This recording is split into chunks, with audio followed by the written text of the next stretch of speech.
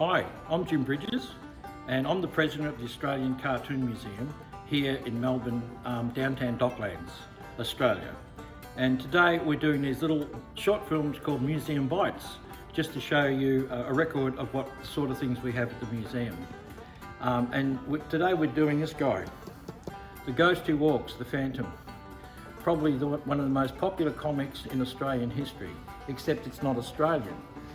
You didn't know that? Well, a lot of people think that the Phantom is Australian, but it's not. It actually is American, and he precedes Superman by 2 years, except he's an ordinary man. He doesn't have superpowers, so he didn't really take off as Superman did, and the other superheroes who had all the cloaks and all this sort of stuff.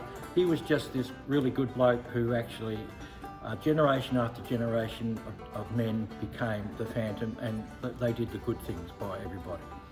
So these are just Australian covers. Some of them are quite old.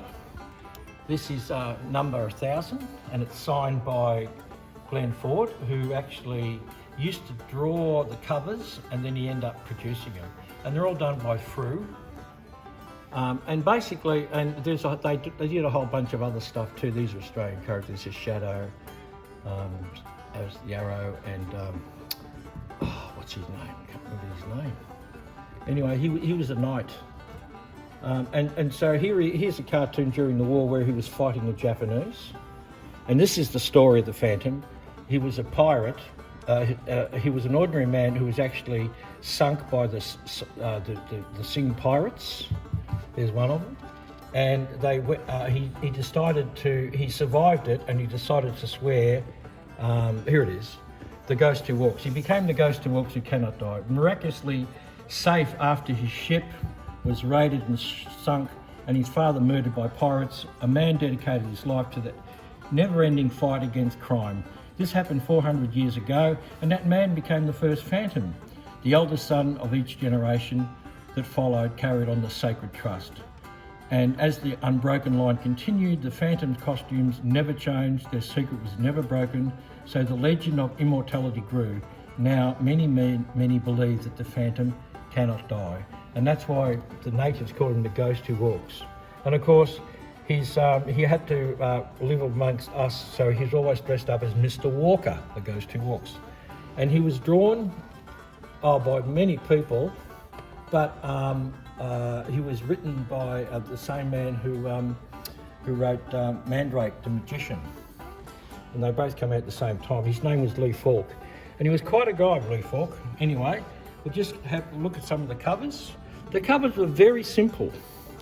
Basically just, the ones I grew up with were very, very simple. Different countries, this looks like an Indonesian version of him. Could be wrong, I think it's Indonesian. And they drew him as red, but he was always purple in Australia. And of course, the Indians love him, the Swedish love him. And here he is as Mr. Walker, and he has this ring on his finger. And when he punches you on the chin, you get the ghost, you get the skull mark. He had another ring, so if he hits you in the face or something with that other ring, it meant you were protected, no one could touch you.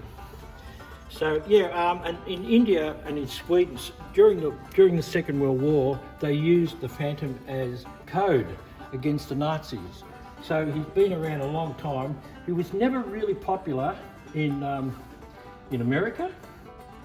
He was in some Saturday morning clubs, animation series, but he wasn't big.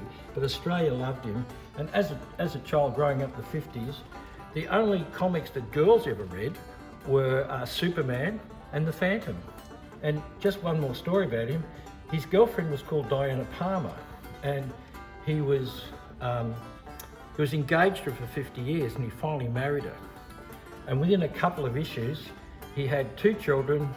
He lived on a special island where it had dinosaurs for pets, and it went off right like that. But during the early days, he was really sort of how can I say it, the 30s and 40s. It was very dark and violent, and it had a lot of fog and gangsters and stuff like that. And he's just a man, but he's very strong, and he fought tigers, etc., all sorts of things. And you never see his eyes.